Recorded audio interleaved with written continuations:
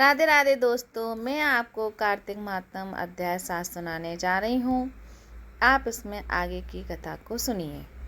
नारद जी ने कहा, हे राजन, कार्तिक मास में व्रत करने वाले के नियमों को मैं संक्षेप में बतलाता हूँ, उसे आप सुनिए। व्रत करने वाले को सब प्रकार की मांस, उड़द, राई, खटाई तथा नशीली वस्तुओं का त्याग कर देना चाहिए। व्रत करने वाले को दूसरे का अन्न ग्रहण नहीं करना चाहिए, किसी से द्वेष नहीं करना चाहिए और तीर्थ के अतिरिक्त अन्य कोई यात्रा नहीं करनी चाहिए। देवता, वेद, ब्राह्मण, गाय, व्रत करने वाला, नारी, राजा तथा गुरुजनों की निंदा भी नहीं करनी चाहिए। व्रत करने वाले को दाल, तिल, पकवान व दान किया हुआ भोजन ग्रहण नहीं करना चाहिए। किसी की चुगली या निंदा भी नहीं करनी चाहिए। किसी भी जीव का मांस नहीं छूना चाहिए। पान, कत्था, चूना, नींबू, मसूर, बासी तथा झूठे अन्न का भी प्रयोग नहीं करना चाहिए। गाय, बकरी तथा भैंस के अतिरिक्त अन्य किसी पशु का दूध नहीं पीना चाहिए। काष्ठ के पात्र में रखा हुआ पंचद्रव्य, बहुत छोटे घड़े का पानी तथा केवल अपने लिए ही पका हुआ अन्न प्रयोग करना चाहिए। कार्तिक माह का व्रत करने वाले मनुष्य को सदैव ब्रह्मचर्य का पालन करना चाहिए। उसे धरती पर सोना चाहिए और दिन के चौथे पहर में केवल एक बार पत्तल में भोजन करना चाहिए।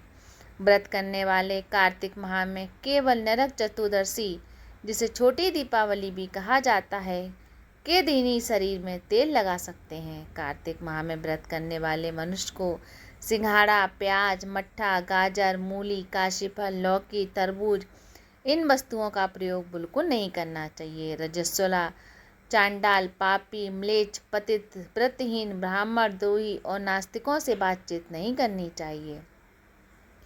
भगवान विष्णु को प्रसन्न करने के लिए अपनी शक्ति के अनुसार चंद्रायण आदि का व्रत करना चाहिए और उपयुक्त नियमों का पालन करना चाहिए।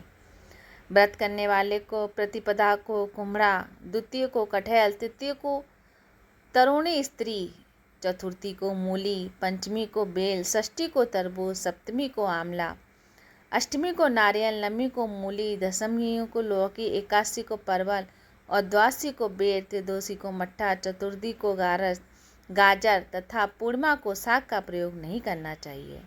रविवार को आंवले का प्रयोग नहीं करना चाहिए। कार्तिक माह में व्रत करने वाला मनुष्य यदि इन शाकों में से किसी शाक का सेवन करना चाहे तो पहले ब्राह्मण को देखकर ग्रहण करे। यही विधान महामाघ के व्रत के लिए भी है।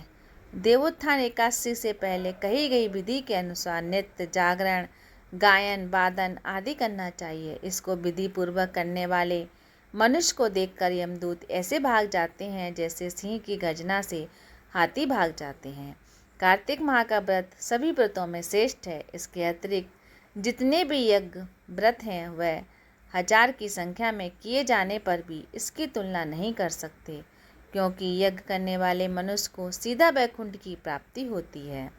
जिस प्रकार राजा की रक्षा उसके अंगरक्षक करते हैं, उसी प्रकार कार्तिक माह का व्रत करने वाले की रक्षा भगवान विष्णु की आज्ञा से इंद्रादि देवता आदि करते हैं।